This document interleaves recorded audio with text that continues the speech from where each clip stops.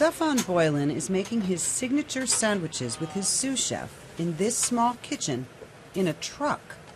Lunchtime customers have formed a line outside it in downtown Washington, D.C. Jean Fundakowski works nearby. Well, this is my favorite truck. It's Cuban sandwiches, so it's really spicy and they're not too expensive and they're really fast. How much? $7. Boylan was a restaurant chef for more than 20 years. At first, he tried to open his own restaurant. Started to try opening a brick and mortar, and right around the time the banks crashed and the economy went down, so there's just no money. This is something that I could open on my own. His food truck, El Floridano, hit the streets less than 2 years ago.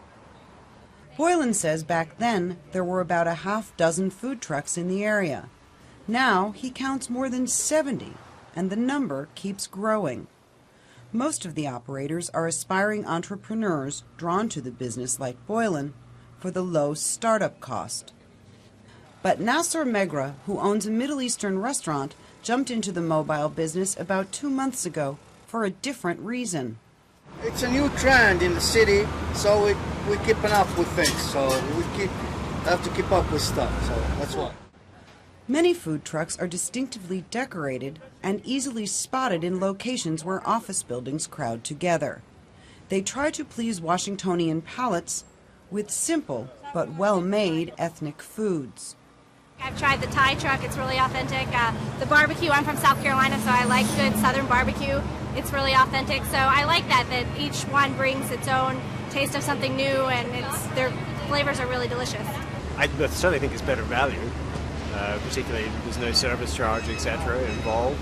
I think that the quality and the taste is as good, if not better, than is available in regular food outlets.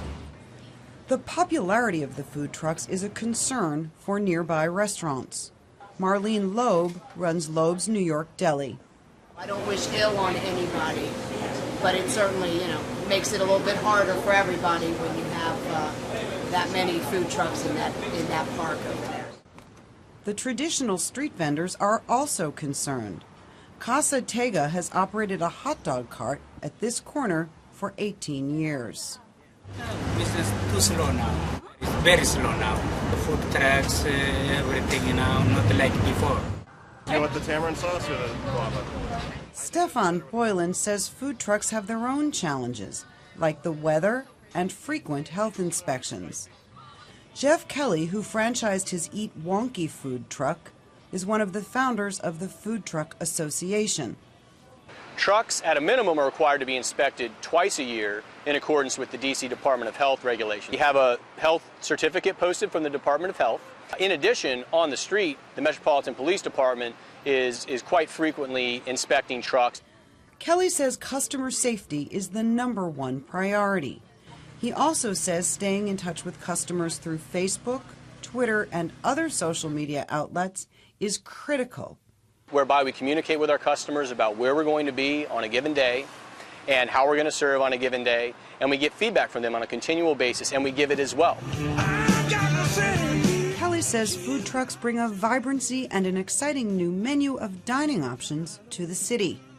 For producer June So, Amy Katz, VOA News.